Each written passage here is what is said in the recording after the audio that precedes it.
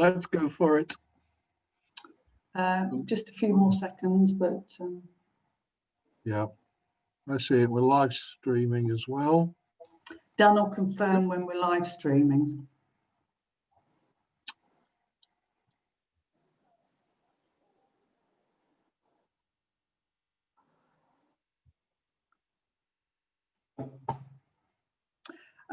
The meeting is being live streamed now, Chairman. If you'd like to commence, please. Okay, thank you. Good evening, everybody, and welcome along to the meeting of the Children Education Scrutiny Committee for the 1st of October 2020. The meeting is going to be held virtually, and I will read out the procedure for the meeting, the protocol for asking questions in a few minutes. Members and officers wishing to speak will need to raise their virtual blue hand, which can be found at the bottom of the participants section. Video cameras to be switched on and all microphones to be muted unless the chairman, myself, invites a person to speak. So, good evening, and everybody. Welcome to the Scrutiny Committee for Children Education. My name is Councillor David Over, and as Vice Chairman, I will be chairing this evening's meeting in the absence of Councillor Goodwin, who has submitted her apologies for this meeting. I would like to start by welcoming those members of the public and press who are watching the live stream of this meeting through the Councillor's YouTube page. Due to government guidance on social distancing, this meeting is taking place remotely in accordance with current legislation, which makes provision for remote attendance at and remote access to council meetings. The meeting is also following Peterborough City Council's virtual meeting protocol. In order for this meeting to run smoothly, I ask several things from members and participants. Firstly, that you keep your video cameras switched on with your microphone muted, except when you're invited to speak. If you wish to speak, then please raise the vertical hand, which is blue and is located at the bottom of the participant section. I and Democratic Services team will keep an eye on the participants list to see who wishes to speak. Please be patient if you're not invited to speak as soon as you've raised your hand, as there may be others wishing to speak before you. The Democratic Services team will be monitoring the participants list to see if anyone has dropped out of the meeting, and will try and contact you to provide assistance to rejoin the meeting if this should happen. As with all new systems, we may run into technical problems, and for this I ask for your patience. Should this occur, an adjournment of the meeting will be declared while the fault is addressed, and the public broadcast will be paused. If it is not possible, the meeting will be adjourned until such time as it can be reconvened. Finally, I would remind members that all virtual meetings are recorded. Before we move to the first item on the agenda, I'll begin by taking a roll call of all Scrutiny Committee members to establish your presence. When your name is called out, please unmute the microphone and confirm you are in attendance. Thank you. Paulina. Thank you, Chairman. Councillor Casey. Present. Councillor Coles. Present. Councillor Day. Present. I don't believe Councillor Dowson has joined us yet. So I'll move to Councillor John Fox. Here. Councillor Haynes. Present. Councillor Nadeem. Good evening. Present. Councillor Robinson. Yes, present. Councillor Rush. Present. And Councillor Skibstead. Present. We also have in attendance our statutory education cooperative members, who are Flavia Vites. Present. And Peter Cantley. Present. Thank you. Also in attendance is Wendy Ogle-Wellborn, Executive Director, People and Communities, who will support the committee as lead officer. Councillor Lynn Ayres, Cabinet Member for Children's Services, Education, Skills and University, who is in attendance with officers presenting their reports.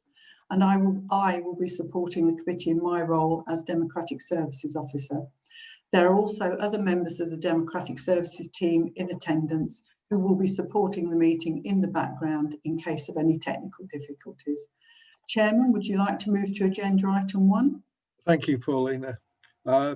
Thank you. We'll now move on to item 1 and apologies for absence. Paulina, have we any apologies? Thank you, Chairman. Yes, we have apologies from Councillor Goodwin, and Councillor Nadeem is in attendance as substitute. Councillor Lane has sent his apologies, and Councillor John Fox is attending as substitute. And we also have apologies from co-opted member Claire Watchorn. Thank you. Okay. Thank you. We come now to declarations of interest and whipping declarations. Do any members of the committee have any declarations of interest or whipping declarations? Councillor Coles. Chair, thank you very much. I've just been appointed chair of Neingate School, which doesn't appear in my register yet, but will be there as soon as I've completed all the paperwork. Okay. I need to declare that I'm a trustee of the Soak Education Trust. I've recently been appointed, and I will send the details off as soon as possible. Okay, thank you. On to agenda item 3, minutes of the Children and Education Scrutiny Committee meeting held on the 5th of March 2020 on pages 3 to 10 of the agenda. We're being asked to approve the minutes as set out in the agenda as a correct record. Can I ask if any member who does not agree that the minutes are a true record of the meeting, click the raised hand function on your screen now. Okay, I see no objections, so we'll take it that the minutes are agreed. On to agenda item number 4. Calling of any cabinet member or key officer's decision. Paulina, have you any news on that? Thank you, Chairman. No, we have no call-ins for this evening's meeting. Okay, thank you. We'll now move on to agenda item 5, appointment of co-opted members, pages 11 to 14 of the agenda. I will hand over to Paulina to introduce the report. Thank you, Chairman. This report comes to the committee at the beginning of each municipal year. Each scrutiny committee has the facility to appoint up to 4 independent co-opted members to the committee, one of which would need to be a parish councillor who would represent the rural communities. So for this committee, the appointments proposed are for Alistair Kingsley, Rizwan Rahmatullah, and Rizwan will be representing the Muslim community and has been put forward by the Muslim Council of Peterborough. And for parish councillors, we have appointments proposed for Parish Councillor Susie Lucas, and also for a second parish councillor or as a substitute, if Susie Lucas is appointed as a substantive member, Dr. Sridhar. And I do apologise that I've misnamed Dr. Sridhar. Sridhar is the surname and Dahashana is the first name, so my apologies for that. So it's for the committee to look at each appointment in turn and decide if you wish to continue with those appointments or appoint the newly appointed parish councillor. Thank you. Thank you, Paulina. We have a question from Councillor Day. Hi, Chair. I've got a few points I want to raise about the recommendation report, and then I'll summarise that with some questions, if that's okay, Chair. Yes. So first of all, just wanted to say that the Good Scrutiny Guide lists 4 principles of good scrutiny: to provide constructive critical friend challenge, to amplify voices and concerns of the public, and to be led by independent people who take responsibility for their role, and also to drive improvement in public services. As a teacher, I care deeply about education in this city and feel privileged to be sitting here. It's through our roles on scrutiny that we must drive the positive change that is needed. However, I'm concerned that the attendance levels in 2019 to 20 of the non-statutory co-optees were so low as to make their sustained impact meaningless. One member only came to one meeting, and with all due respect to this member, but did have an 80% absence. Another member had a 60% absence. Personally, I find this unacceptable. These seats on this committee should be hotly contested and widely advertised to attract people who take their responsibility seriously to drive improvement in public services.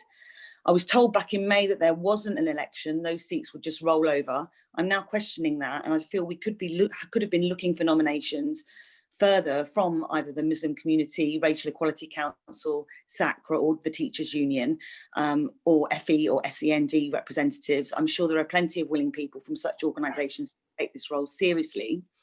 Also on 4.4 of the report, it notes that we should have rural parish councillors to reflect the voice of the rural community. Again, with respect to Dr. Shudra, she's noted as a second or a substitute from Alton Waterville. I mean, I'm a city councillor for Alton Waterville, and Alton Waterville is not rural.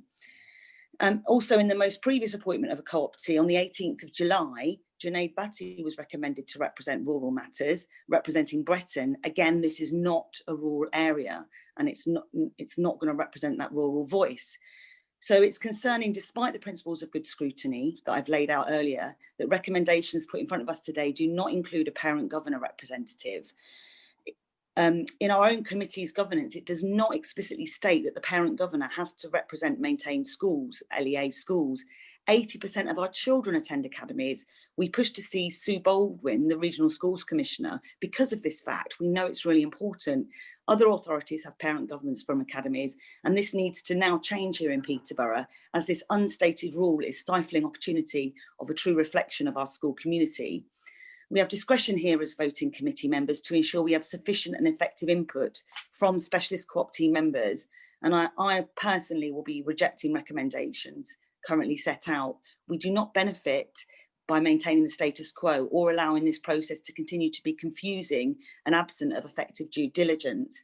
So my questions are, can we ensure that we take the attendance of members seriously, and that needs to reflect in our terms of reference? Secondly, can we ensure rural parish councillors are in fact rural? If not, and the rules have been relaxed, then why have they been relaxed? And thirdly, I feel we must see a change to the unwritten parent governor rule and include applications from parent governors from academies. It just seems to make sense. Thank you, Chair. Okay, I'm not sure whether we can have recommendations on this agenda Sorry, item. So Chairman, I'm going to ask. sorry, Chairman, just would you going like me to respond? I'd just like to get advice from you, Paulina. Can we have a recommendation at this point or not? Sorry, first of all, I just in response to Councillor Day, with regard to the local education authority statutory education co-optees, unfortunately it is in legislation. I can certainly send that to you outside of the meeting, but at the moment it does have to be a parent governor from a local educational authority maintained school. That is something set in legislation. With regard to the parish council co-opted members, we can certainly go back to the parish council liaison committee and request that only rural parish councillors apply for the position. And sorry, there was one other thing. I do apologise. I forget what that was, Councillor Day. In terms of the attendance of members, can we have, I mean, I don't know whether I need to put a recommendation forward, but I really would strongly put a recommendation forward about taking the attendance of members seriously and have having some kind of, you know, rules around that. I just don't feel it's right that you can go to one meeting and then none of the others, and yet take quite a valuable place on the committee. So it was about that possibly. I suppose if we mirror the constitution for councillors, it's attendance of one meeting within 6 months. Yeah. As long as their attendance is one meeting within 6 months, then they can continue. So whether you want to emulate the same that we have in the constitution for councillors, obviously that's something that can be put forward. What I might suggest is that we put this into the work programme, because what Councillor Day has been saying mirrors exactly concerns of about 5 years ago, when there was great confusion over whether it was rural councillors or parish councillors. Many people thought they were the same thing, but they're not. some of the urban areas are parished. And the other aspect was attendance. And although I'm only vice chair, and the chair may well be back for the next meeting or and the following meeting, I would be happy for that to go down on our work programme. We have a full discussion about it. Would that suit you, Councillor Day? Yeah, that sounds great, and I'm quite interested in emulating the same rule that we have as councillors. So that's great. Yes, thank you, Chair. Okay, if you just remind us all when it comes to the work programme, because I am terrible for forgetting the important things and remembering the less important things. So thank you for that. Okay. Are we okay now with Paulina? Paulina, we go now to the approval of each appointment. Is that That's what the next correct. step? That's Right. correct. Okay. Right, we'll go now go through each individual recommendation and seek the committee's approval. It is recommended that the committee appoint Alistair Kingsley to the committee as an independent co-opted member with no voting rights for the municipal year 2020-2021. Appointment to be reviewed annually at the beginning of the next municipal year. If anyone objects to this appointment, please raise the blue vertical hand now. I see that there are no objections. Therefore, Alistair Kingsley is reappointed for this municipal year. It is recommended that the committee appoint Rizwan Ra-Mtuli as a non-voting co-opted member to represent the Muslim community for the municipal year 2020-2021, appointment to be reviewed annually at the beginning of the next municipal year. If anyone objects to this appointment, please raise the blue vertical hand now. Councillor Day. I just wanted to just question the commitment levels, given what I've said about attendance, really. Mm-hmm. Yep, it's a good point. Any comment, Paulina?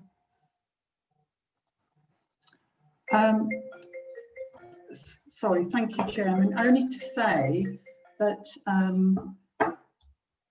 we could, so the appointment is for this year. The attendance can be monitored, and we could say that it's rethought at the beginning of next year if the attendance isn't adequate. Thank you. Okay, because as far as I can remember, the Muslim appointment doesn't have a vote, and it's not within statute. It's something that the City Council agreed upon probably 15 years ago. Sorry, Paulina. Sorry, Councillor, but no, it was only a few years ago, and it's a nomination from an outside body. Yes. So if you didn't want this particular representative, you would obviously have to go back to that body of people and explain why, and obviously your reasoning. Okay, thank you. Right, so as far as I can see, there's no actual objections. Nope. I see that there are no objections. Therefore, Rizwan Ra-Mtuli is appointed for this municipal year. It is recommended that the committee appoint Parish Councillor Susie Lucas as a non-voting cooperative member to represent the rural area for the municipal year 2020-2021. Appointment to be reviewed annually at the beginning of the next municipal year. If anyone objects to this appointment, please raise the blue vertical hand now. Nope. I see that there's no objections. Therefore, Parish Councillor Susie Lucas is reappointed for this municipal year. It is recommended that the committee appoint Parish Councillor Dr. Shudhar as a second non-voting co-opted member to represent the rural area for the municipal year 2020-2021, or as a nominated substitute for Susie Lucas should be appointed as the non-voting, or as a nominated substitute should be appointed as a non-voting co-opted member representing the rural area. Appointment to be reviewed annually at the beginning of the next municipal year. Please can the committee indicate if they wish to appoint Parish Councillor Dr. Shridhar as a second non-voting co-opted member as a substitute for Parish Councillor Susie Lucas. I've messed that up, haven't I? I've messed that up completely. Can we go back? So I think Councillor Day has her hand raised in any event, Councillor Oates. Okay. If you'd like to let Councillor Day speak first, that might help. The first, Yeah, hang on. The first one was that the doctor was going to be a non-voted co-opted member or as a nominated substitute. Yeah, I've read two lines, one after the other. So I've done two lines twice. Anyway, Councillor Day. Yeah, so again, with what I've said above, you know, I don't think Alton Waterville is a rural area, so I'm objecting to this appointment. This is no disrespect to Dr. Shridhar herself, but, you know, as far as I'm aware, the committee have complete discretion in the remaining 3 independent co-opted member positions. And so, you know, it's a case of, are we changing the ruling on the rural parish voice, or are we looking at a different seat, and will we doing this now, or do we have to wait for another municipal year? Okay, open it up to any discussion. The way I see it is that we've got 3 courses of action. 1, we appoint as a co-opted member. 2, we appoint as a substitute for Susie. Or 3, we reject and only have 1 co-opted member. Has anybody got? Oh, sorry. Now, Lucinda, you've gone and put your Christian name there, and you've wiped out your surname, and I can't see it. Robinson, got it. Thank you. We're having trouble with your name today, aren't we? Okay. Yeah, I'd just like to say I'm happy to propose that Dr. Shridhar does become a 4th member of the committee. I absolutely echo Councillor Day's disappointment that if it's a place for the rural voice to be heard, that the liaison committee haven't been able to find anyone. But I don't think that's Dr. Shridhar's fault, and actually I'm not sure a lot will be gained by denying her access this evening. And actually I'm really pleased to see that she is a governor of a MAT, and as Councillor Day said, I think it's quite important that we have some representation from those schools. So I'm quite happy to see her fill the 4th seat tonight, but I agree that looking ahead to the next year, we should try and seek nominations that represent something different, like FE, SEN, early years. But I feel for tonight, I'm very happy for Dr. Shridhar to continue as the 4th seat. Thank you. Councillor Casey, did you have your hand up or have just removed it? I did. Yes, I've just removed it. Okay, thank you. Councillor Day. You need to unmute Councillor Day, sorry. Sorry, I didn't mean to have my hand up, but I do agree with the points that Lucinda's made in terms of, yes, if we can't get people from the rural parishes, then yes, and if we've tried our best, then yes, you know, let's look at having a 4th seat so that we can look at FE, SEND, or somebody from a multi-academy trust. So thanks for that. Thanks for letting me make my points. Okay. Are we now in a position where we can invite? You would need a seconder, Councillor. I've got my hand up. Sorry, didn't see you. Yes, okay. Sorry. Thank you. I just wanted to. Councillor Day raised a question about the rural parish councillors, and I don't think it was answered. So, have the rules changed, or has it just been dispensated to use Alton and Bretton, or how has that happened? That we have parish councillors from areas that are not rural? Is it because we couldn't find anybody else? So Councillor Skibstead, in answer to that, so the People and Communities services go out to all parish councils, inviting members of the parish councils to submit their expressions of interest for this role. They are sent the terms of reference of the scrutiny committees, and they are advised that they will be representing rural communities. So it depends on the applications that are received. And these were the applications that were received for this committee. That's my understanding. Okay, thanks. So are we in position? Are we in a position to agree to this?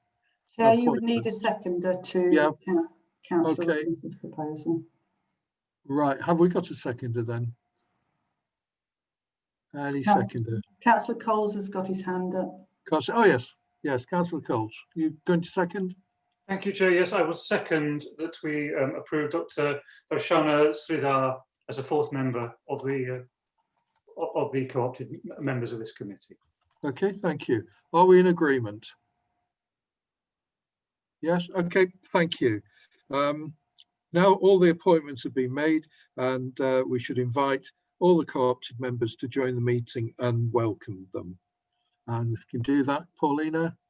Thank you. So, Alistair Kingsley, welcome. Yes. Parish Councillor Susie Lucas, welcome. Rizwan Rahmatullah, welcome. And Parish Councillor Dr. Sridhar, welcome. So you have been formally appointed co-opted members to this committee, so you can take part in the rest of the meeting in debate on any of the subjects that are listed on the agenda. Good. Thank you, and welcome everybody. Sorry, Councillor Nadeem, you have your hand raised. Oh yes, yeah. Oh yeah, I have one person watching, Afsha Piani, and she asked me to welcome new co-opted member as well. So welcome to new co-opted member from Afsha Piani. Okay, thanks, Nadine. Thank you. So, are we ready to move on, Paulina? Are we happy? Yes, yes, Right. Chairman. Okay, I've not done anything illegal yet. No. Okay, so thank you everybody, and we move on to agenda item 6, recovery plans and priorities, Service Director for Education, pages 15 to 30 of the agenda. I'd like to welcome Jonathan Lewis, Service Director for Education, who will present this report. Thank you, Chair. Good evening, everyone.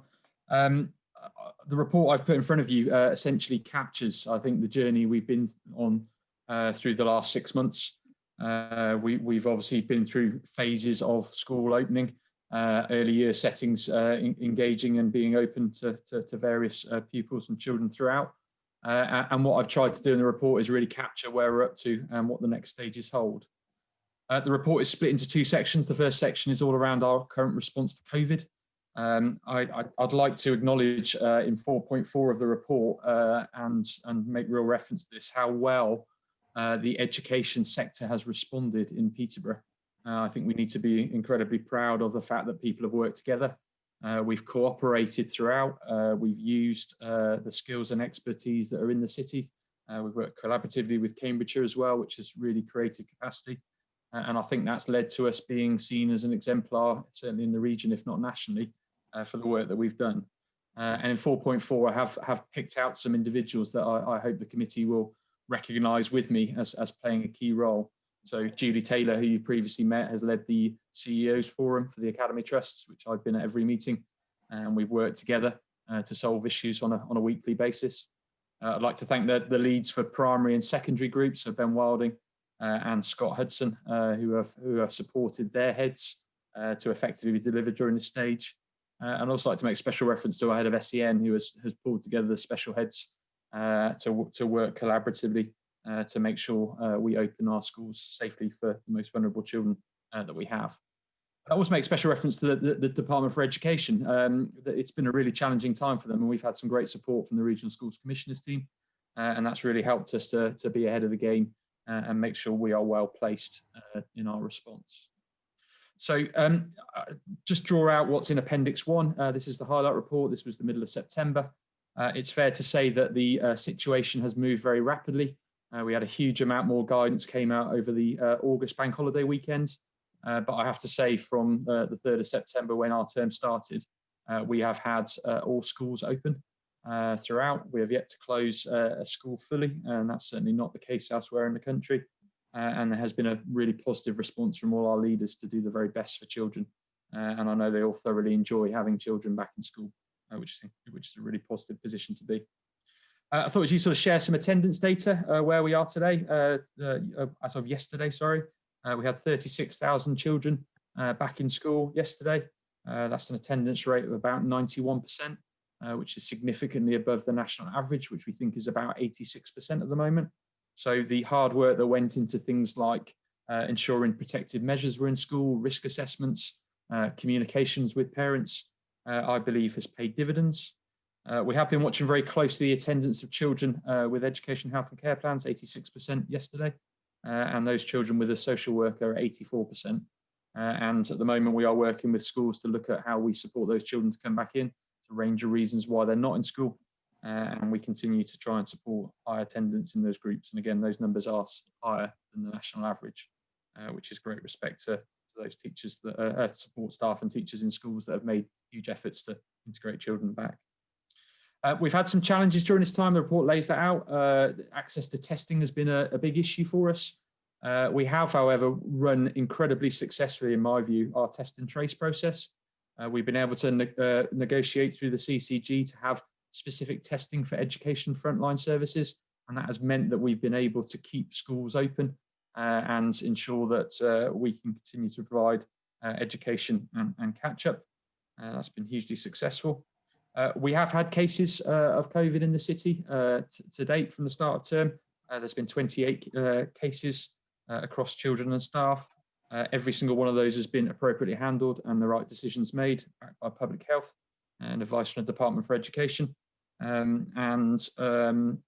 Actually, in the majority of cases, it's led to relatively few children isolating and not being in school. And I think that shows the strength and success of the systems we've set up in Peterborough to deal with a very challenging position around COVID. The second half of the report goes on to look at the services, the individual services, their response, the areas in which we have focus, and we will continue to move some back into business as usual. Others will continue to support schools and early year settings in terms of the challenges we face. I did want to make special reference to the latter sections around SEND. I think we tried incredibly hard to support those children who have education, health and care plans and were not in school. So if you read in the report, there's reference to what we call a section M, where we went above and beyond. We contacted all parents to ask for feedback, and we put together a specific plan to support those children in meeting their needs, maybe not fully in line with their education, health and care plan, because that would be impossible, but there was huge commitment. And I have to credit our Parent Carer Forum, Family Voice, who do a fantastic job working with us, who work with my staff to design that process. And I think it's fair to say I've been incredibly complimentary about the fact that shows that we wanted to work and co-produce processes and support children who otherwise couldn't be in school or were in school on a part-time basis. I don't intend to cover anything else, Chair. I'm more than happy to take questions on anything that is covered in the report or any other questions the committee may have. Thank you. Thank you. Councillor Ayres, please. Thank you, Councillor Over. I'm not going to say a great deal because I know everybody wants to get to their questions to Jonathan. But I do want to tell you how impressive the last 6 months has been, because I have been watching it almost, well, definitely daily, and having plenty of meetings with him and with his team, with his other assistant directors. And it has been so impressive. I can't emphasize it enough to you. We had hoped to get a lot of collaboration. You may remember that was the principal thing we were talking about for about the last 2 to 3 years, collaboration between all schools and with the council. And I can tell you now that that has definitely been achieved. It's a strange thing in a way, how this awful pandemic has brought people together in order that they could look after our children in all of our schools. And it doesn't matter whether they've been academies or maintained schools, they have all worked together. And I've attended Zoom meetings where we've had nearly 300 people online, heads of all of the schools across Cambridgeshire and Peterborough, and they've all been working together in a rather magnificent way. And Jonathan has supplied them with daily updates, and I mean daily, that go on into the evening. from March onwards, and getting everybody to open up their schools as best they could in June, and now again in September, having confirmed all risk assessments, which his team have done. That has been very, very important, and in order to keep our children, our teachers and everybody safe. And so I couldn't let the opportunity go by without telling you, and I'm sure that having looked at this lengthy report and all the work that has been done, you too will be wanting to praise them. Thank you. Right. Thank you, Councillor Ayres. A number of people want to ask questions, and so what I'll do is go along the top line, second line, third line, fourth line. I appreciate the line of pictures that you have may differ from mine, but I'm going to go with my lines. So the next person with their hand up is Councillor Haynes. And I can't hear you. Can you switch your microphone on? That's Sorry, I accidentally lost you for a second. Yeah, I would like to ask about the Section M feedback that you were getting in the plans you put in place. I mean, it sounds like a massive undertaking, so I can appreciate it was not easy, and you know, congratulations to you. But I was just interested in what the parents were asking for that maybe they weren't already getting, and how successful were we at providing them with what they needed. And do these plans then continue if those children have to go off school again in some kind of form because of a local lockdown? So, you know, how kind of long term are these plans, and what sort of things were they perhaps missing? And how big is the gap between what they were provided and their EHCPs in that case? Thank you. We had a really good response rate, so I think we were in the 80%. I can give you exact figure if that's helpful for people that did engage with them. And what the process did was actually review the provision that was outlined in the Education, Health and Care Plan. So be that, you know, therapies, support, a particular education intervention, and we worked with the schools to see how they could best be delivered, either at school if the child was able to attend, or at home. So you know, not everything we couldn't do. So some things like some of the more involved therapies couldn't happen, but it was a case of creating that dialogue between a parent and the school to say, oh, what can we do? How does it work? So you know, there would be huge variabilities. You know, so some simply we couldn't deliver. You know, some of the health services weren't running because of the COVID crisis, because you know they're engaged elsewhere. But obviously, what we tried to do is find a negotiating space to try and make sure those children are supported. Now, those Section M's have run through till the end of September. Technically, now we have the legislation has been rescinded. That means we now have to meet the requirements of the Education, Health and Care Plan, which means, you know, that needs to be met. You know, I've mentioned there are still children not fully back in school at the moment. So at the moment, we're looking at those Section M's, how they continue, how we can work with parents to support that continuing, and making sure that we continue to meet their needs through that process. So I think it's going to be an evolving process with a view that, you know, as quickly as we can, we get all children back into school. But there are some challenges. We still have some health issues that mean that children can't attend school because of the COVID crisis. Okay, happy, Councillor Haynes? Yes. So, I mean, will these Section M's, because obviously a lot of time went into them, so will they be of use to sort of implement additional support if in the future the children have to go off again? Yeah, oh, absolutely. They're sit on the records. It's been really interesting because actually through this process, we've seen that different needs can be met in different ways. So I think they'll be used as an aid memoir at the annual review to say, actually, this has worked. Do we need to think about this continuing otherwise? You know, as I said, in all cases, we haven't necessarily been able to met them, but it has created a dialogue. And that's why we contacted parents to say, you know, come on, what can we do to try and sort the situation out? And I hope that sort of collaboration will continue. And obviously, if we need to close schools again, we will be very focused in on restarting that process. Okay, thank you. Welcome, Councillor Dowson. Glad you could join us. We're on agenda item 6, and we're just started the questioning. Next one on my list is Fabio. Thank you, Councillor Over. Just really to pass my congratulations on to John and the team again for the magnificent work, the robust and timely advice and support that the whole team have been giving. throughout has been exemplary. So that's the first thing. John, just regarding 4.32 about the Ofsted visits, I believe that's just been challenged with a judicial review, and actually they are classed as Ofsted inspections.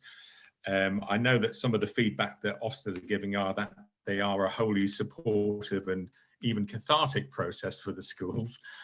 Obviously, there is a concern with everything that is going on at the moment. That it's another huge amount of pressure. Have you had any feedback at all from any other schools that have been inspected, or any other authorities with schools been inspected in this? Fabio, could you repeat that, because you've just broken up? We couldn't understand a word you were saying. Sorry, I'll cut to the chase. Can you hear me now? Yes. Yeah. John, just to say, it was about the Ofsted visits, and I understand that they are classed really as inspections. Have you had any feedback on any of those from any other local authorities at all? Well, can do better than that. We've had 2 in the city this week already.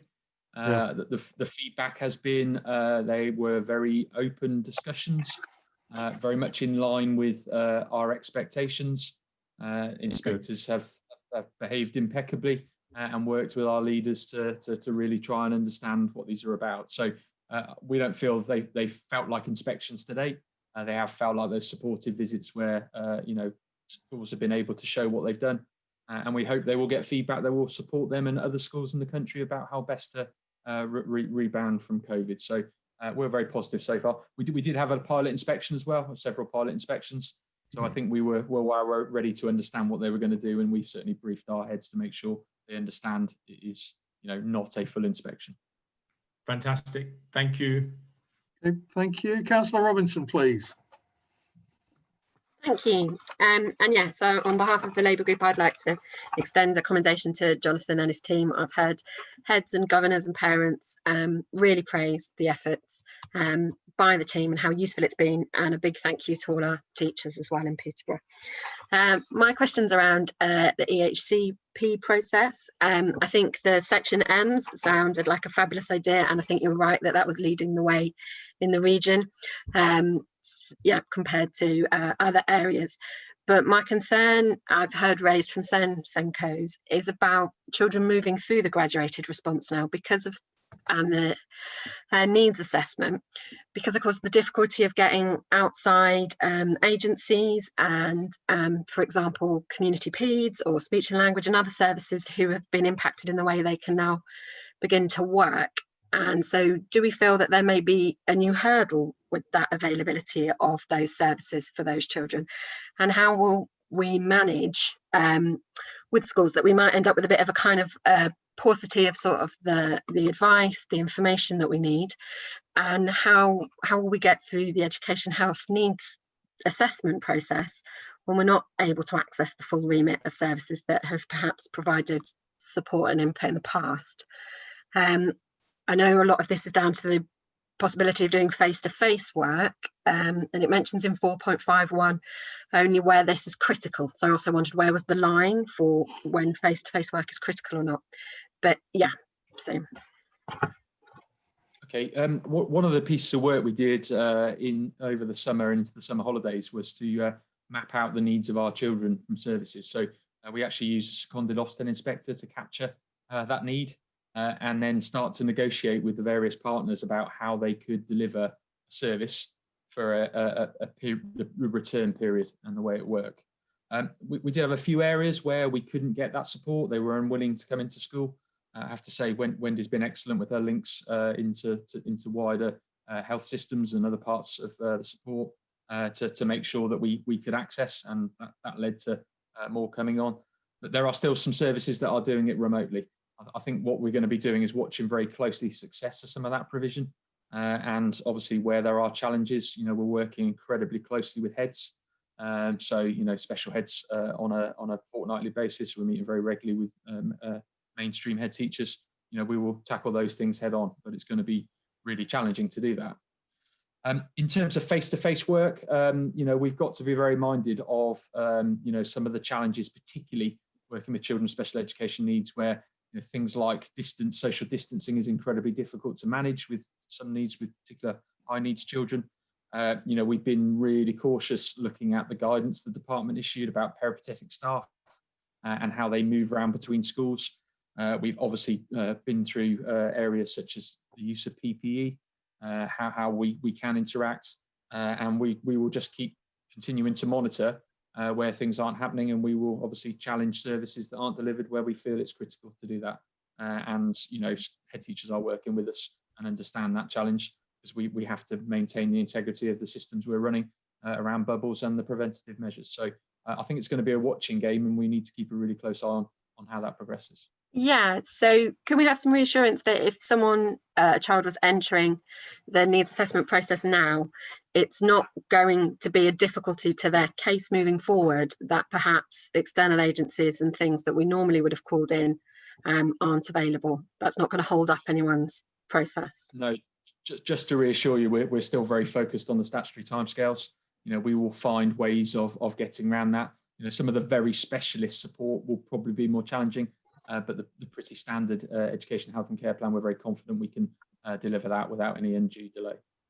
Thank you. Okay. On to Peter now. Jonathan, can I also congratulate you on the magnificent support you've given to school leaders on behalf of teachers in Church of England schools in the Diocese of Peterborough. I know how appreciative they've been of all the support that you've given, so thank you very much indeed.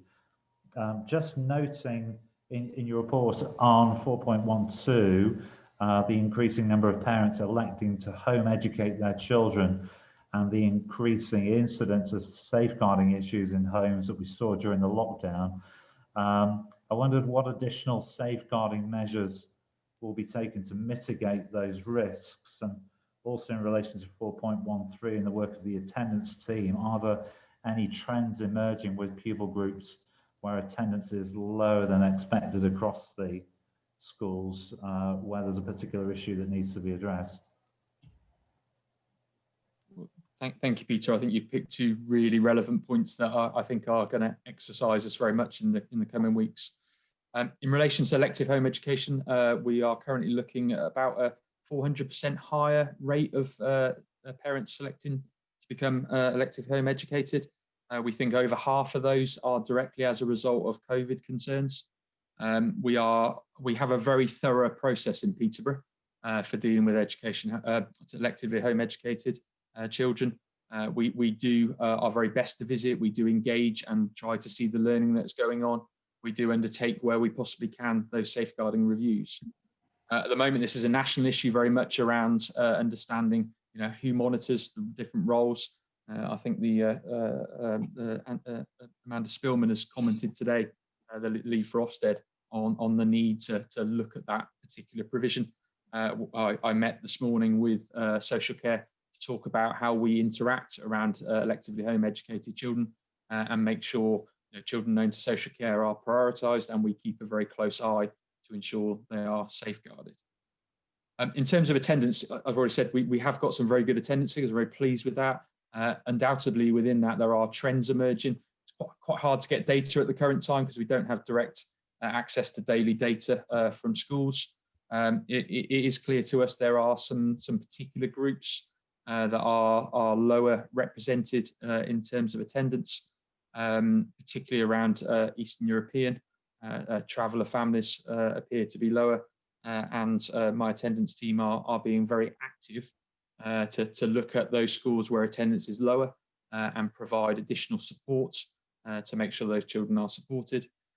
We are at the moment, we are looking very closely at the powers that we have. So we're not fining parents at the current time for not coming in for COVID, but we will continue to use our powers around children that take holidays, or those that have a history of persistent absence. So it's really clear, and my view on this has always been it's really important that children are in school, and we will focus in on those groups in the coming weeks to make sure they are in school. Now we feel things have settled and schools are starting to return to somewhat normal operation.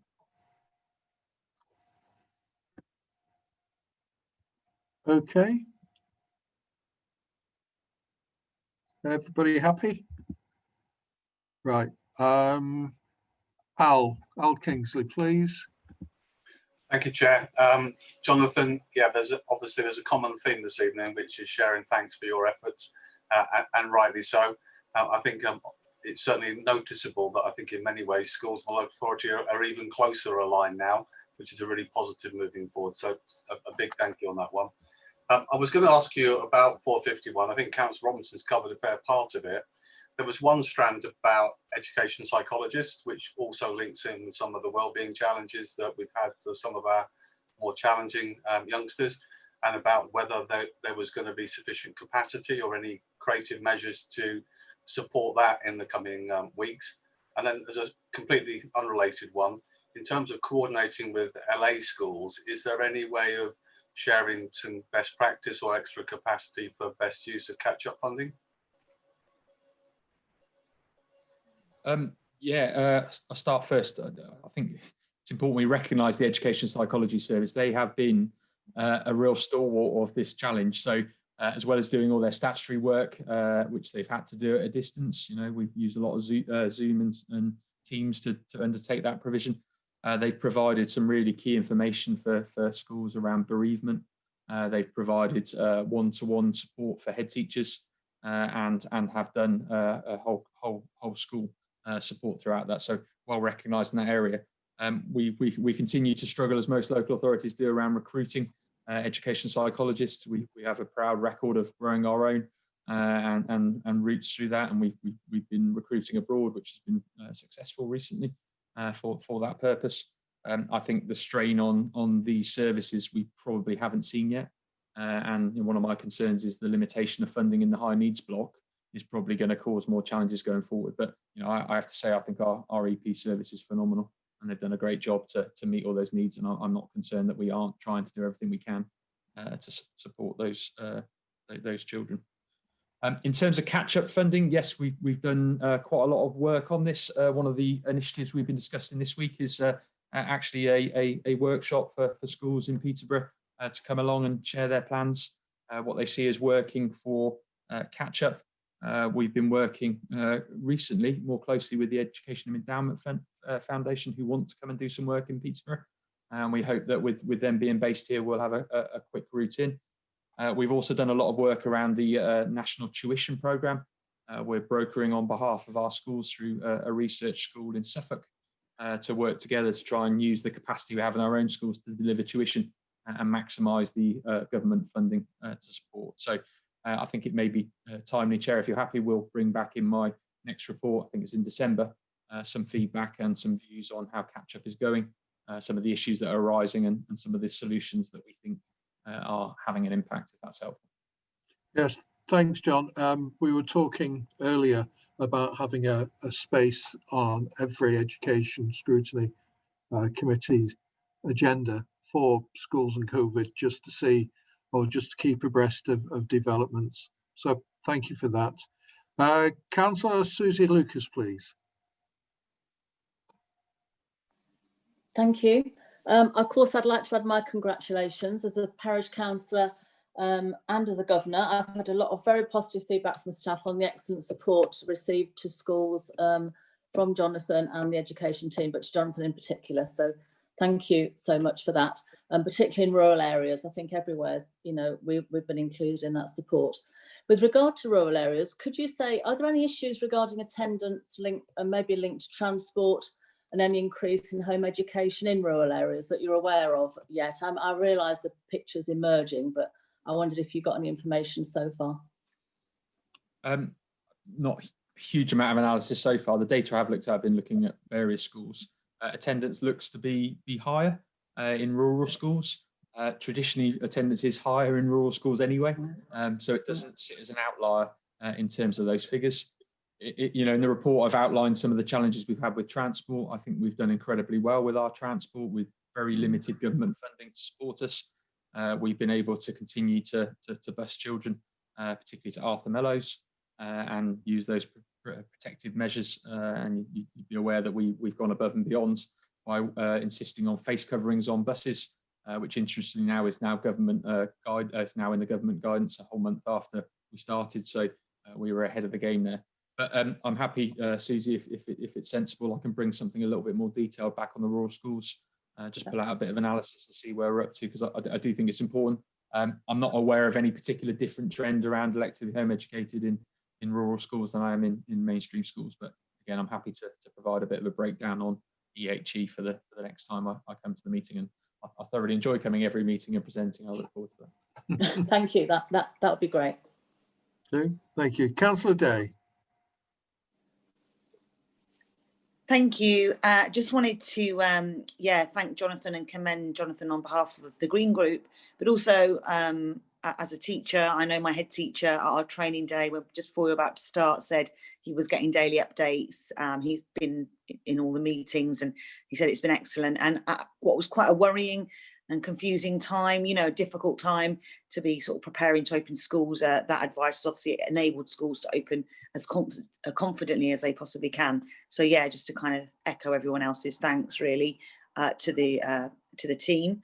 I just wanted to raise a point on 4.6. I'm really pleased to see there's new staff in our school improvement team, or staff changes, and we've got 2 highly experienced head teachers who are going to be looking at raising improvement in disadvantaged schools.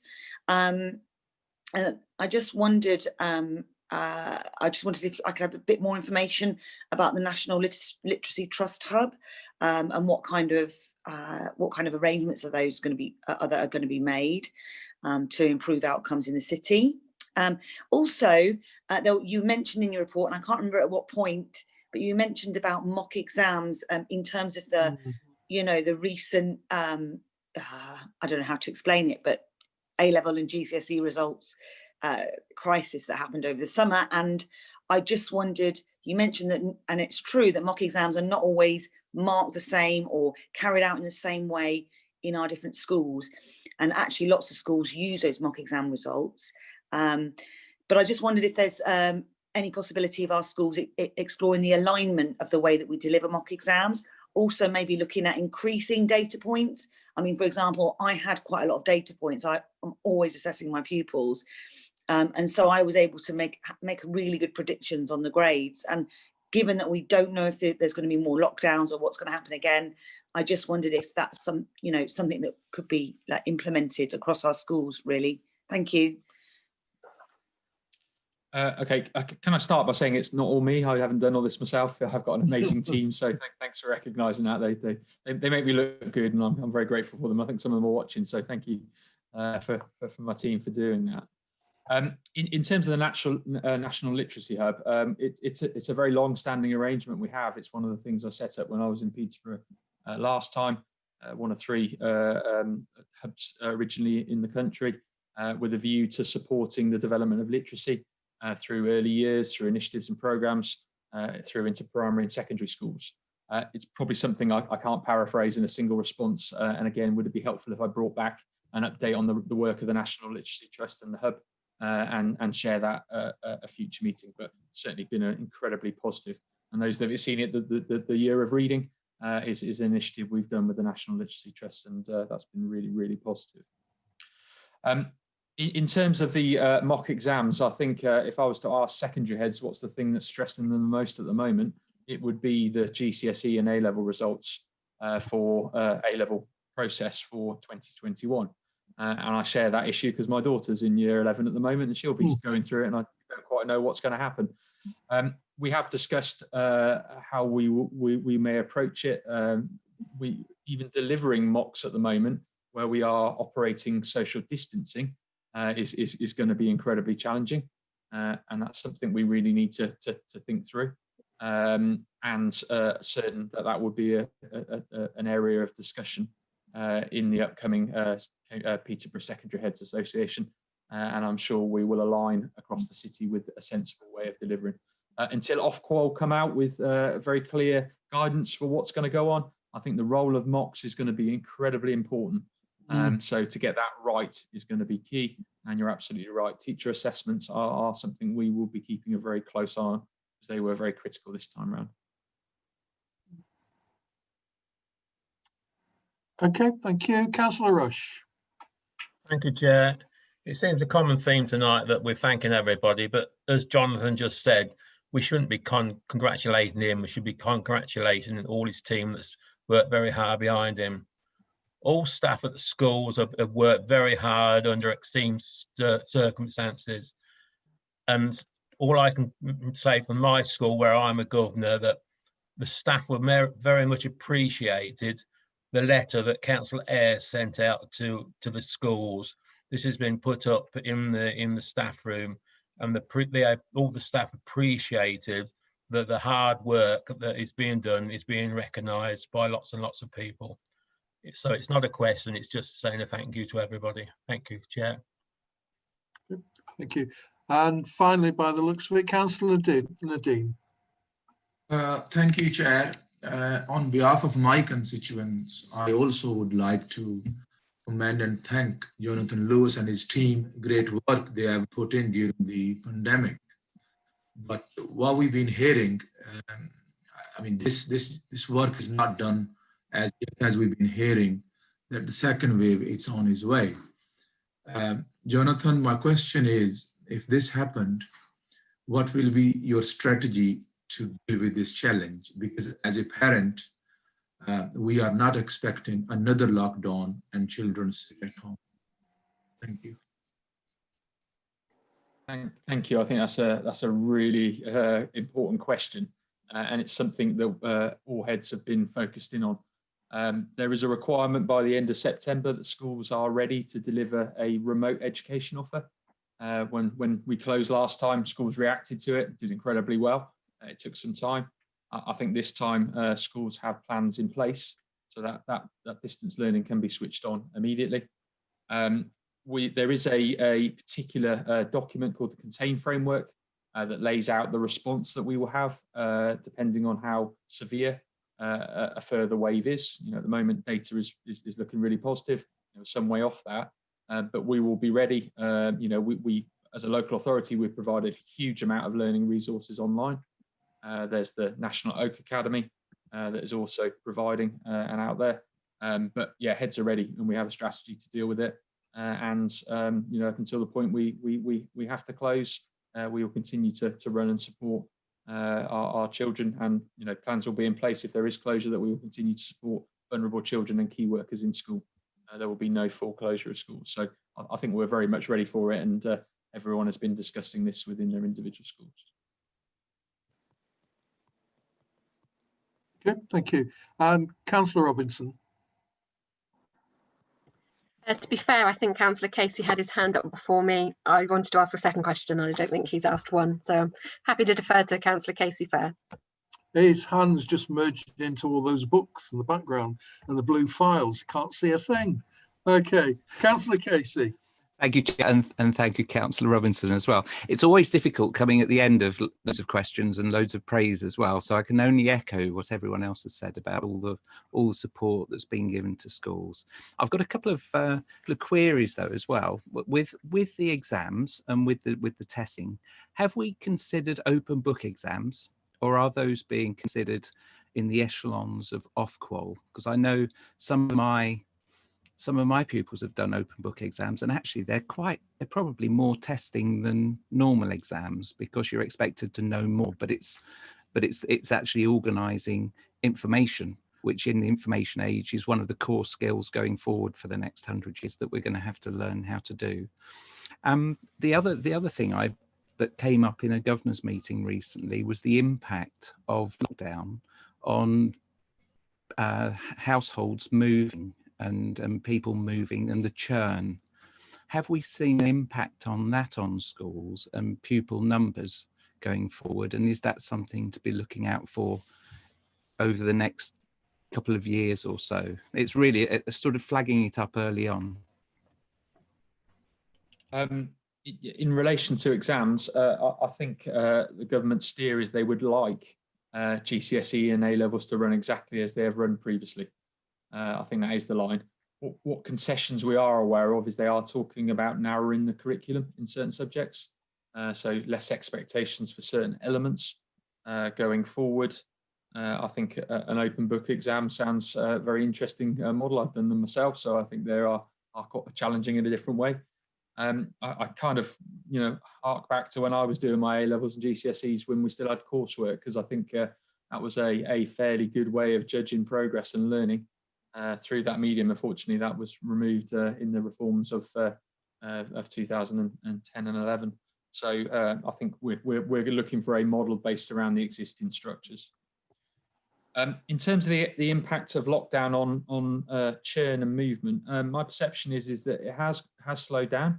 I don't think we've seen quite so many new arrivals coming from abroad as you'd expect, which is the normal pattern we have. We are still very pressured. I think I've made some reference in the report. At one stage, we were down to a handful of places in year 8. And that happens in Peterborough very regularly. We dealt with it. We managed to create some space. We went through the admissions and saw who was in school and corrected it. It's always going to be a fluid system in Peterborough. It's one of the joys of running admissions in our city, and we'll keep an eye on it. But we'll certainly keep an eye on the trends, Councillor Casey. And if I see anything important, we'll come back to you. Obviously, we've opened the new admission into secondary, and we'll see what that may or may not do for the patterns that we expected. Compared to what we end up getting. So I think that'll be the first test point just after Christmas. Okay, thank you. Councillor Robinson. Yes, thank you. My second question was around NQTs. I just wondered if we've had sort of more or less than on average, and how COVID might have impacted kind of people choosing to move into the city to take up jobs or swap schools. And so are you aware of the kind of picture at the moment of sort of teacher vacancy rate? And in terms of NQTs going forward this year, their level of sort of support for their CBD, and then the recruitment of NQTs for next year. How hard is COVID making all these things? I think in some ways COVID's been a bit like a recession, where people have gravitated to the public sector. And I think we've seen slightly higher numbers coming into the profession, looking for security around a job and tenure. Recruitment continues to be an issue. It is not as acute as it was previously. I think some of the the national government initiatives, some of the local things that we've done, like Teach Peterborough, have really helped us. Our skit that we operate, Teach East, is generating huge amounts of students into the city. From my understanding is that our numbers are running in line with where we normally are. We're not providing direct face-to-face support for NQT, so we normally have a big event at the start of the year. We've decided not to do that for social distancing reasons, so that happened on Zoom the other day. But we'll keep a close eye on that. And again, maybe that's something I could bring back probably in the new year, when we have the new workforce census data, and we can see what difference it's made. And obviously, when I reported on that previously, we were doing much better with recruitment and seeing our pupil-teacher ratios getting smaller, which was positive. But I think it's a good area to look at. But anecdotally, I don't think it's caused huge problems at the current time. Okay, thank you, Jonathan. One more last question here, Peter, and after Peter, we'll go on to the next item. So your question, please, Peter. Thank you, Chair. Jonathan, I just wanted to raise one further question about 4.38 in your report. And I mean, it would seem that there's been a lack of any really robust internal assessment data being collected from the remote learning phase of the lockdown, particularly for pupils who weren't physically present in school from March to July. And so in amongst the priorities for this term, I wanted to ask, will there be a particular emphasis on assessing pupils' educational progress over the course of the pandemic so far, in order to address the issue around where gaps in their learning are? And would it be possible to receive some further report on this at a future meeting?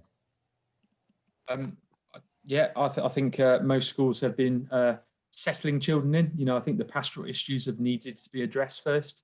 I think most schools are now starting to, as children settle, to baseline, to do assessments and start to understand where children are. We will obviously talk to head teachers over the autumn about where children are.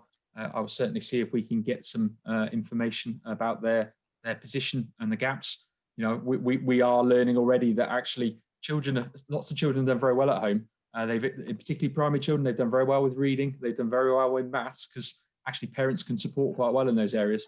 We are noticing that writing is an area where they're struggling, because parents' expectation and understanding of writing is different to a school's expectation. So trends like that, little snippets of, you know, whether we need to focus more on bringing writing back up is going to be a key area. And I'm happy to, you know, see what my team can pull together and see if we can provide some further information for you on that. The actual section you picked is in the report actually relates to the virtual school, and we are, through our PEP process, the personal education plans, we are doing some much more formal data collection for those children in care to make sure that they are on track and understanding their needs. So there's something a bit more formal there, but that's through our role as corporate parent. But certainly in schools, baselining is a key area to understand where children are before we then invest in the catch-up that's required. Okay, thanks a lot. And thanks, Jonathan. Can I just echo what everybody has said at this meeting about their appreciation of what you and your team have been doing over the course of the last few months. Sterling service. And once again, thank you very much. The question's now finished, and I need to say, as there are no further questions, I would like to note the recommendation in the report, which is for the committee. 1 and 2 recommendations there on your report. Is the committee satisfied that we have done this? If you are, sorry, please indicate by raising your virtual hand if you object to the 2 recommendations. Al, you've got your hand up. Are you objecting to the recommendations or want to add? Thank you. Right, so no hands are raised. The recommendations are agreed, and we will move on to the next item agenda. Item 7, recovery plans and priorities, children and safeguarding services, pages 31 to 68 of the agenda. I'd like to welcome Lou Williams, Service Director, Children and Safeguarding, in attendance to present this report. Thank you. And I suppose just in parallel with Jonathan's report, really, the beginning of this report sets out kind of the journey through COVID, if you like, for children's services. And, you know, obviously you've got to remember that children's services, certainly children's social care services, are probably working at any one time with around 800 to 900 children and young people. So it's a much smaller service. Obviously, education being a universal service has in some senses had to cope with a great deal more than children's services. But what we've found in children's services is of course, that we are working with those particularly very vulnerable children and young people who have been much less visible, particularly at the beginning of the pandemic. So we've had to work with them in a different way. We made a decision right at the very beginning, actually, that for our most vulnerable children, we were going to continue doing face-to-face visits, unless they were symptomatic COVID or other things were going on. We were going to continue to do face-to-face visits. And I think that was clearly the right decision because, you know, at that beginning point, we didn't know how long the lockdown was going to progress for and what the longer term impact might be. Other visits and other work which we've done with children and families, we have done virtually, and some of that's been successful. So for example, in parenting support, we've seen lots of interest in online parenting programs, online advice forums and such like. And we think that that's probably reached some parts of the community that perhaps would not have come along and asked for help directly from a face-to-face sort of visit to a school teacher or something else. So some has worked quite well. I think it's also clear though, and particularly as things went on and time went on, that doing some of the very difficult direct work with parents who might have substance and alcohol misuse issues, who may be in domestically abusive relationships, who may be you know, suffering from poor mental health, not doing direct face-to-face work or group work has had an impact. So virtual work has kind of maintained the status quo, but it hasn't been as effective as to move things on. And that's meant that we have seen some increases not marginal, but some slight increases in the length of time, for example, that children might be on a child protection plan. And it's about getting through the work, basically. As we are moving back into some kind of more normal circumstances, we have actually put a great deal of focus on getting our staff back into work. And obviously this could be affected by things that happen over the coming weeks and months. But, you know, children's social care services particularly, it's very stressful, and people need to be able to go and do a home visit in what might be quite difficult circumstances, and to be able to come back to offices and discuss what they have seen or been part of through that visit with managers equally on a face-to-face visit basis, really. So we're working quite hard within the rules, obviously, in terms of social distancing, to bring staff back together and to think about how we might use buildings slightly differently. So perhaps having fewer fixed offices and more sort of spaces that people can meet and interact with. The report goes on to talk about groups of children and young people that we think may, there may be some increased need as a result of the lockdown, as a result of not being seen as much, not being as visible. So I think increasingly as time goes on, many economic fallout that might arise from the COVID pandemic, and what that might mean for services. I think actually, so we haven't yet seen a big spike in referrals coming to children's social care from schools, for example. Generally speaking, we wouldn't yet. It takes a few weeks before schools start to see in pupils perhaps some quite difficult situations and to make referrals. I don't think we're going to see a big spike at the moment, but what I do think is that the implications for children and young people, vulnerable children and young people, are going to emerge over the next few weeks and months, and probably be visible for 18, perhaps 24 months. Some groups of children and young people that I'm particularly concerned about would include those young people who may have been disengaging from education prior to the schools, prior to the lockdown, and how difficult is it going to be for them to re-engage with education, and what does that mean in terms of risks that they may be exposed to if they're not in education. I think there is some concern, obviously, as I say, about economic impact combined with families that are perhaps just about managing, and what the longer term impact is going to be for them. But I do think it will be a slow burn. I think we'll see implications over the coming weeks and months, as I say. Happy to take questions, but I'll stop there. Peter. Lou, thank you very much. I'd just like to ask you if you could enlarge a little bit further on some of the comments that you've just made, and which I was very interested in 4.25 in your report. The impact of the pandemic and the effects likely to still be evident 18 to 24 months from now. And I wondered if you could say a bit more about what you anticipate those longer term effects might be, and if you can envisage ways in which children and young people could be helped now to reduce the impact of those longer term risks. So, as I say, I think one group that I have a particular concern about, and we are going to be talking about small numbers, that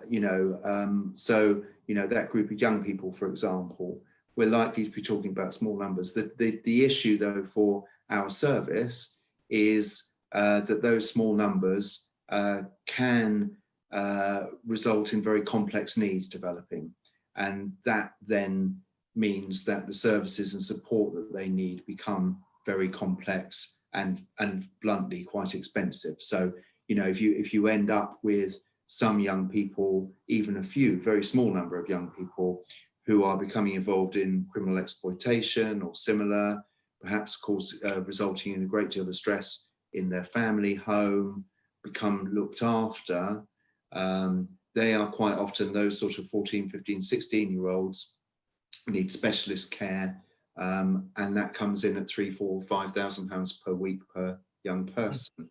So you start to think about some quite significant financial implications for that group. For me, I think, in terms of what do we do about that, we've got a piece of work going on at the moment, which started before the pandemic, which was from ISOS, which is an organisation that looks at the way that young people services work to support young people in the round. And I think it will just become even more important that we work across sectors. So, you know, one of the good things in a sense around this pandemic is that I think that actually schools and children's social care services have been working very closely together, and education services very closely together in identifying children and young people who, you know, are doing less well and identifying where there are some kind of overlaying risks, if you like. I think we need to bring mental health services into that equation much more tightly than perhaps we have at the moment. We've got various strategies in place to try and achieve that. I think in terms of other sides, I'm worried about the impact of economic fallout from the lockdown, to be quite honest. And I think that in a city such as Peterborough, where, you know, we do have areas of significant deprivation, where we do have quite significant numbers of people employed in fairly insecure employment, in fairly insecure housing, you know, if it becomes, you know, if the economic downturn is significant, then that is going to have a knock-on impact on the lives of children and young people by definition. But I think, again, that's going to take some months to come into play. We are working very closely with, I mean, John mentioned earlier Family Voice, but other organisations, just to try and understand the pressures that some families are facing. As of the last conversation that I had with those organisations, which was a couple of weeks ago, things seem to be going surprisingly well. And there is a sort of flip view that actually many parents and families will have managed fine over this period.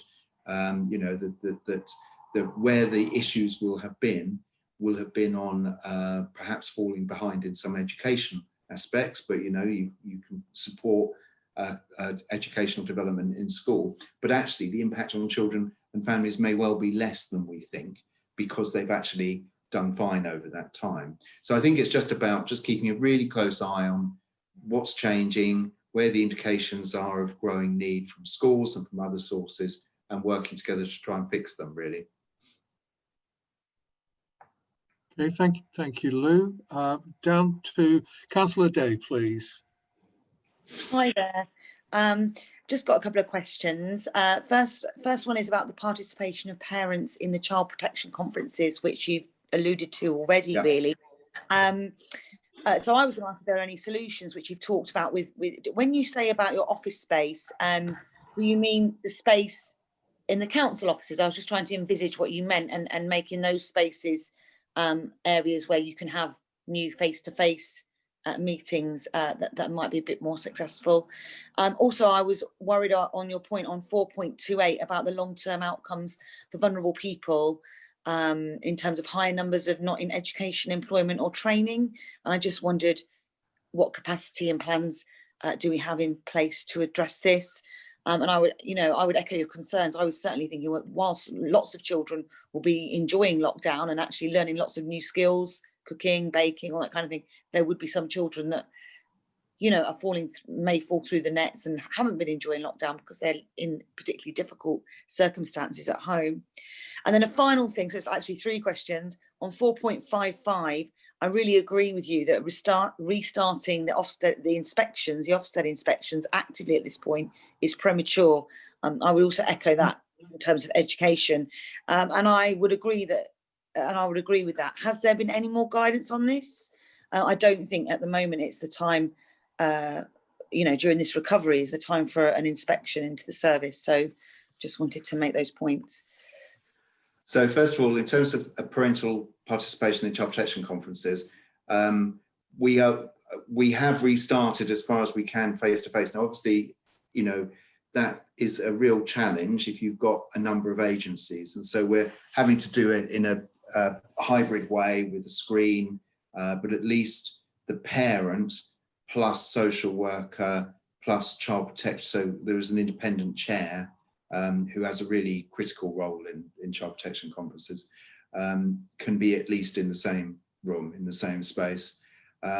It's an incredibly difficult meeting, obviously, for any parent to go through.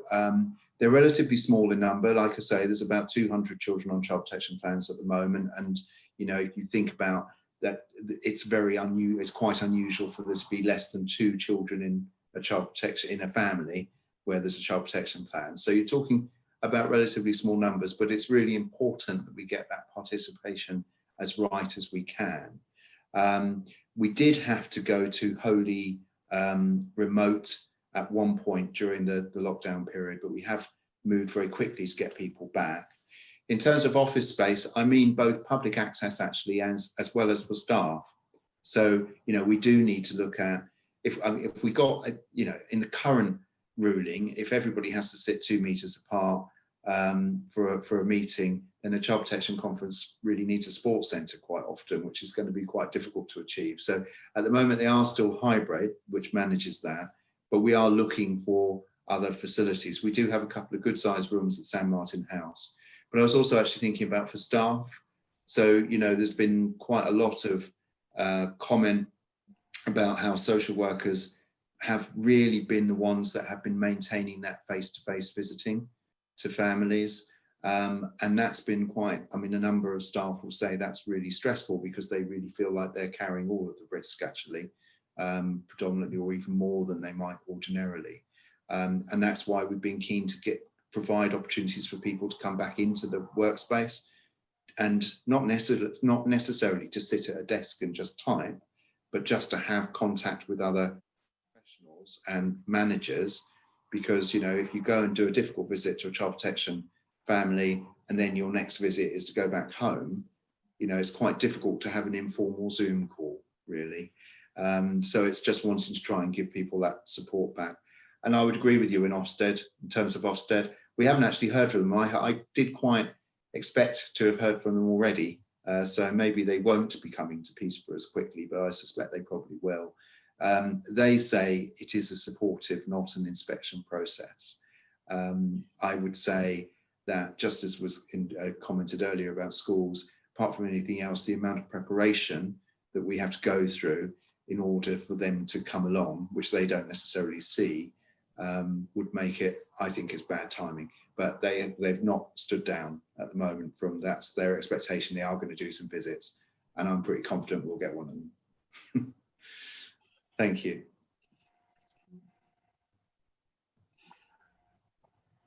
Thank you there, Lou. I think now up to, sorry, you won't see all these faces on the screen in the same way as I'm saying. So when I'm saying we'll go down to or go up to, it will be meaningless. Never mind. Councillor Robinson.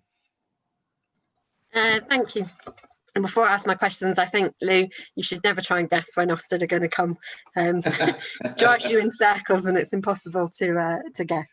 You're right. And before I ask my questions, I'd like to also extend a big thank you for your hard work and that of your team. I know where many people were safely tucked up working from home, for social workers to have to go out and put themselves in people's homes is a very challenging thing to have to do. My question's around early help. I'm going to ask 2 in 1 to keep you on your toes.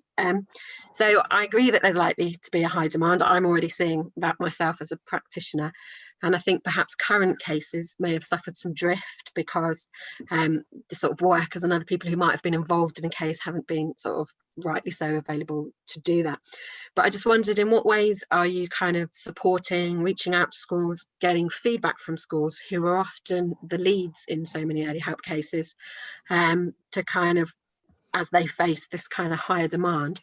And then on top of that kind of higher demand, I agree with you, I think it's likely to be a bit of a longer tail rather than a sudden rush.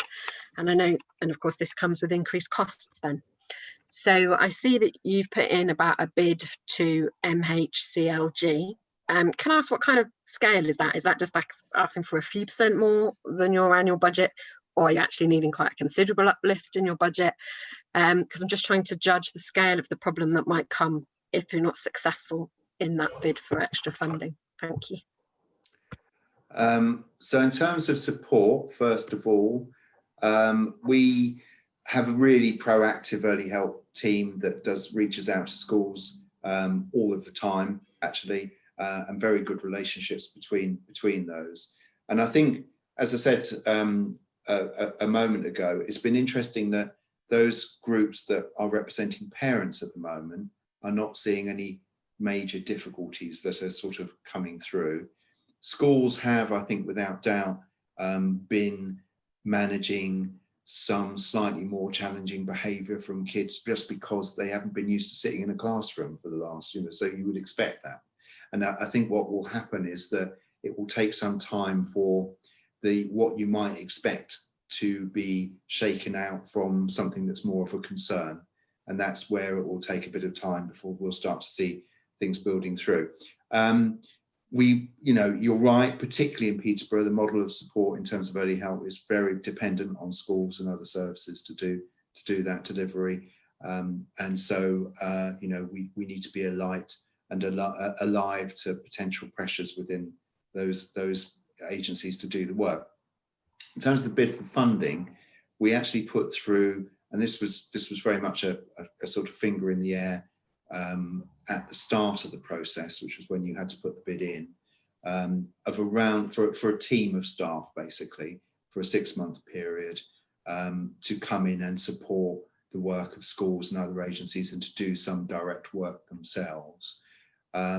We haven't wanted or seen a need to draw down on that at the moment.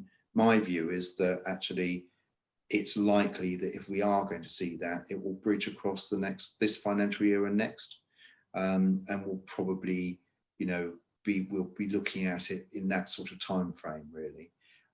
Clearly, if MCHLG are not going to provide that funding, then we'll have to look at what else we can do to meet need. I think, as I say, we do have a very proactive early help team, and schools in Peterborough are fantastic at supporting pupils. I think one of the advantages in the sense of being a school in an area where you have more deprivation is it just kind of comes with the territory. They're really good at doing it. And I also think, actually, as I said in my preamble, we need to make sure that the stuff that has worked, the virtual support, which has been particularly effective, actually, I think, in early help, we continue to invest in that. So we're going to have to be very creative if what we think is going to happen happens.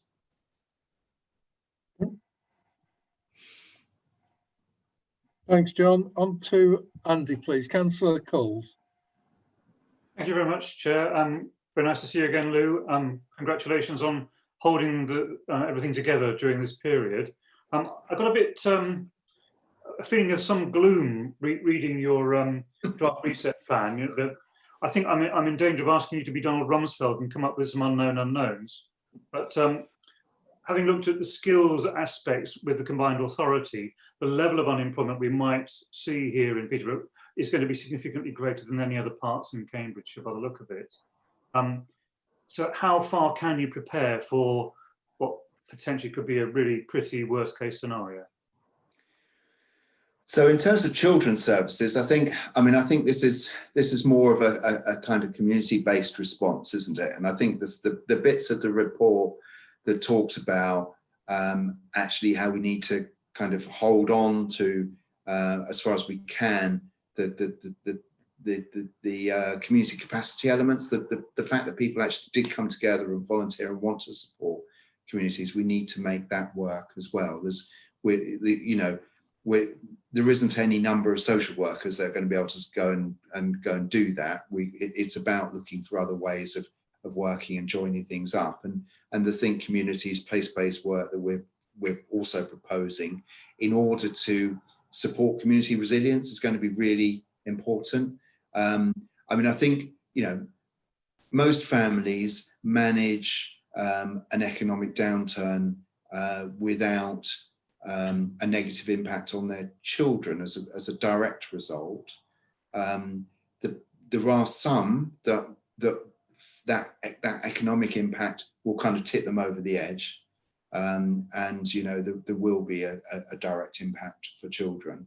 But I think it's just incumbent on us to look at those broader community solutions. So in the work that we're doing with parent groups and others, for example, we have got people from the Think Communities part of the council so that they can start to think in advance and get ahead of any signs of particular increases of needs in particular parts of the city. And I do think it will need to be like that. It's not, Peterborough overall is going to be potentially affected quite significantly, but not all of Peterborough will be. So it will be about, really focused, localized support to communities, I think, is the only thing we're going to be able to do. Thank you. There's just a part 2 to that question, which was really, we've turned to digital to try to provide some sort of response in areas of difficulty.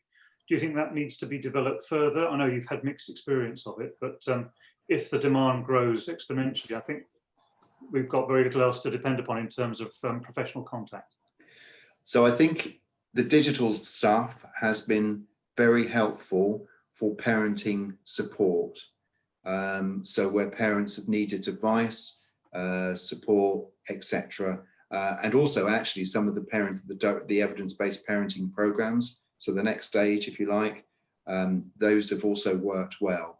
Where the digital approach works less well is where you've got very sort of significant, long-standing problems. You can keep an eye on stuff digitally, but you can't move people forward using those sorts of interventions. So yeah, absolutely. We need to keep hold of the stuff that's definitely worked. Absolutely. And I think, that is one area, particularly in the early help and parenting support space, that it has worked.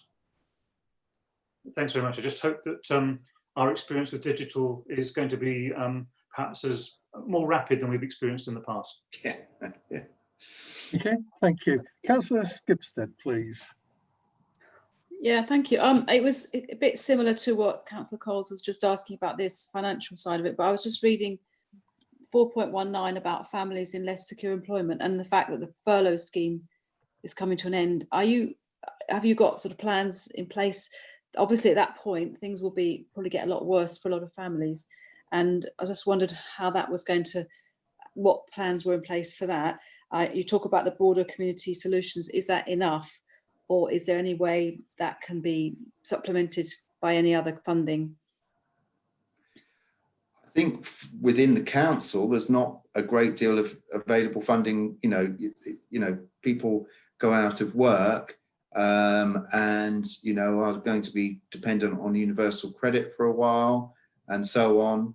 I think where we do have an advantage is that, as a unitary, we are able to work very proactively with housing providers and with landlords and so forth, because I think one of the key concerns that we would have is what a loss of income might do to housing security. I think that's a really important element, and we do have the ability to respond quite quickly to those sorts of difficulties.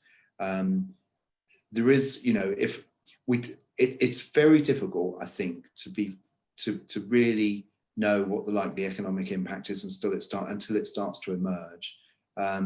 In terms of a children's services response, it will be about doing as much as we can to make sure that that doesn't spill into negative adverse impact for children. I think from a council response, we need to make sure that we're able to, as I say, provide and support families that might be struggling with housing and things like that. But there is a limit to what a council can do to address an economic downturn, frankly. So it's going to be about mitigating the damage as far as we can. Thank you. Okay, thank you. Parish Councillor Sherdahl, please. And if you turn your microphone on. Sorry. Thank you. Pages 51 and 52 of the report say that domestic abuse referrals were one of the services that were temporarily not accepted. As an ambassador for Women's Aid, I'm interested to know how many domestic abuse related referrals were received during the lockdown, given the nationwide increase in domestic violence during that time, and how were they dealt with if the team were not accepting them?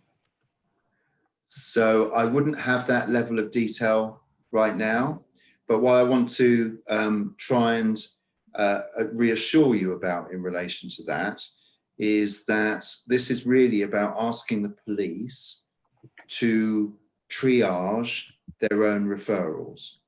So what the police have not wanted to do up until just now, really, or up until the lockdown period, was to really look at referrals. So if a police officer, if there was a domestic abuse incident where a child was involved, as in, you know, the family had children, the police would automatically refer that in. And actually, in, you know, the vast majority of cases, that would not meet the threshold for any kind of intervention. So what that caused us in receiving all of those referrals was a problem, in that we then need to spend our time going through all of these to find the ones that really do need an intervention. It's a bit like if a child goes to hospital, so that the analogy would be, a child goes to hospital to A&E with an injury. Well, the A&E service looks at that injury and makes a decision about whether we should know about it, or whether it's caused by an accident that, you know, the child fell over or whatever. So we've been asking the police to triage their own referrals. They've agreed to do that now. So what that means is that we have got many fewer referrals coming through, but these are referrals that we wouldn't have acted on anyway. Does that make sense? So it's a good thing, because it means that we're not having to sift through. And the police were referring an awful lot of incidents where there was, you know, and obviously all things are a concern, don't get me wrong, I'm not trying to minimize this sort of stuff, but, you know, if you've got children, so an example was a referral where there'd been a party, it got loud, there was quite a lot of shouting, potentially domestic abuse incident, but the kids were actually staying with grandparents, and there wasn't anything, you know, there hadn't been previous referrals from that address. So for me, I would ask the police not to refer that in, so that we don't have to look at it. And that would have been a standard referral. That's what they're no longer doing. Thank you. Okay, thank you. Councillor Day, have you got your hand up, or is it just remaining from your last question? Oh, sorry, it's just remaining from my last question. I'll take it down. Thank you for reminding me. Okay, thank you. Councillor Haynes, please. I don't have a question. I just want to pass on thanks to the workers who were continuing to go into people's houses during lockdown, because with all the adverts that were on TV telling us to stay home and the national press, it can't have been easy when they had families at home that they wanted to also protect. So, you know, thank you to those workers and all the hard work over lockdown. Thank you. And yeah, absolutely. You know, there was a lot of anxiety, particularly in the earlier stages, I think, but also just a real sense actually from all of the staff that his kids needed seeing, and someone needed to see him. So, you know, real kind of like, you know, positivity about it was very, very good.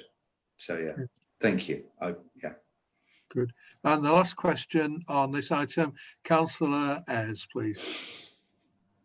Chair, I thought I'd come in at the end this time rather than at the start, because I too want to add my both congratulations to how all of your social workers have worked so splendidly, particularly with the most vulnerable people in our society, the young children and many of their parents, and some foster carers, of course, as well. Foster carers too, absolutely. Absolutely. You have, and you've taken great care and great concern over them, which I have been able to witness. I want to really tell people that I've noticed it. I've been in a lot of meetings and I've heard it happen all the time throughout the last 6 months. And when it comes to the foster carers, I also want to thank as well the councillors from every political party, because I have been badgering them a little to help with our campaign to get more foster carers, and many of you have helped us do that by advertising and helping us go forward to try and get more foster carers, which I know is very, very important for our children's services. And finally, you've always run a very innovative service, I think, Lou. You've never been reactive. You've tried to be very proactive. And I see this reset plan of yours is a proactive document. And I notice that it's very much a work in progress as well, because you're waiting for lots of government guidance. And so I would hope that that will come back to this scrutiny committee later on in the year when you've got that guidance, as it were. So finally, just thank you from everyone. Thank you. And just to reiterate, thank you, Councillor Rez, and just to reiterate the comment actually about foster carers, and I think on I meant to include them in terms of recording thanks. I think I've just put staff, so I would like, if possible, to amend the recommendation at the start to include foster carers. Done an amazing job. All of our foster carers have done an incredible job. And again, if you think about, many of those foster carers themselves are, because this is the nature of fostering, they're older, they've got older relatives, they're children, they've had all of those concerns. We've had very, very few placements come to unplanned endings during this period of time, no more than you would normally see. Foster care has done an incredible job, so yeah, absolutely.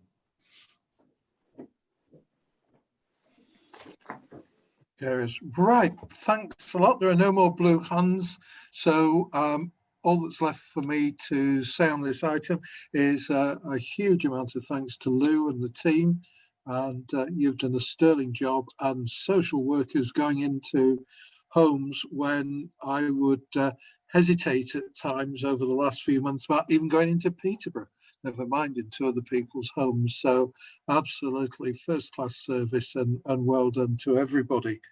I'll go back to my script now. I hope I can remember whereabouts I'm in. I would like to note the recommendation in the report, which is for the committee to record thanks to the staff of Children's Services for their dedication throughout the pandemic, and add foster carers wherever appropriate to our recommendations and our thanks. If that can be done, Paulina. Thank you. As I carry on, as a committee, we would definitely want to pass on to our thanks to all staff in Children's Services for their continuing dedication and support to the young people of Peterborough during these unprecedented and difficult times. And the committee are also asked, and we have 3 recommendations or notes. Note the contents of the report and areas where possible increased demand for children's services as a result of the COVID-19 pandemic are possible. Note the actions being taken by the service to prepare for and mitigate the impact of COVID-19 on vulnerable children, young people and their families. Note comments about likely inspection activities by the regulator, Ofsted. Are the committee satisfied we've done this? Please indicate by raising your virtual hand if you object. No. Lovely, good. I can't see any objections, so the recommendation is agreed. I would then like to thank all the officers in attendance for presenting the reports, and also Councillor Ayres as well for her contribution. I've got no other recommendations that have been added, and the officers can leave the meeting if they so wish. Can't understand why you want to leave the meeting early, but nevertheless, you're free to if you wish. We're on to item 8 now on the agenda, review of 2019-2020 and work programme, and this is Paulina's area. Thank you, Chairman. So this is an item which is brought to the committee at the beginning of the municipal year. It's a reflection of looking at work that has been undertaken by the Scrutiny Committee on the previous year. It's looking at priorities and the draft work programme for this coming year and any recommendations that have been made in the previous year. And it's asking the committee if they wish to add any additional items to the draft work programme at this point, and if there are any items that were presented last year which you wish to review again this year. Also attached is the terms of reference for this committee, along with the other terms of references for the scrutiny committees, so that the members of the committee are aware of their responsibilities. Thank you. Has anybody got anything to add? Yes, Councillor Robinson. Thank you. I would just like to make a recommendation of something that the committee could consider looking at in this year's work plan. I know it's a pretty chock full work plan and lots of things that are very vital that come to our committee. But it was in regards of the 2016 to 2021 Peterborough Child Poverty Strategy. So within the course of this year's committee, that will of course come to the end. So I was just quite interested in having a kind of summary of how that's gone and which priorities objectives were met. So yeah, I'd like to make that suggestion to the committee. Yes, an evaluation of the whole programme. Everybody happy with that? If you're not, please raise your blue hand. Okay, Paulina, we can add that, not necessarily in the November's meeting, but if you can find a relevant place at the near the end, I would guess, of the municipal year, that'd be fine. Councillor Day. Hi there. Just to let you know, Councillor Over, that you asked me to remind you that we would look at the work programme and look at the attendance. And I've got it on my list, yeah. And yeah, also, you know, the issue of the rural parish councils is something we can look and maybe add to the, I don't know how we'll work it, but maybe add that to the committee, please. Thank you. Yes, I think so. I think there's a serious point there with regards to co-opted and substitute members of the committee, and we need that in, Paulina, at some point. I would guess halfway through, if there's a space, if there's a reasonable gap around there. We can have a chat at the group representatives meeting of how we can deal with it. Thank you. Yes.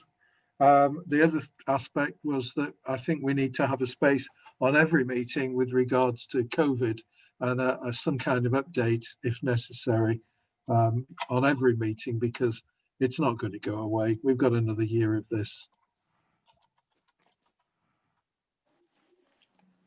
Okay, anybody else got any suggestions? Councillor Coles has got his hand up. Oh yes, sorry, Andy. Councillor Coles. Thank you, Chair. I think to add to what your suggestions are around code, I think we also need to look at the ongoing potential for recession and to have that as part and parcel of that continuing review, because I'm sure it's going to be become more of a concern and obviously directly related to COVID. Mm-hmm. Yes, that would fit in, wouldn't it? Because it wouldn't just be recession, it would be the effects of recession on education and children's welfare. Yeah, thank you. Okay, are we all happy with that? And that's a work programme basically done. If there are any further questions, I'd like to note the recommendations, which we've done. And Paulina, do you want to say anything else with regards to the work programme?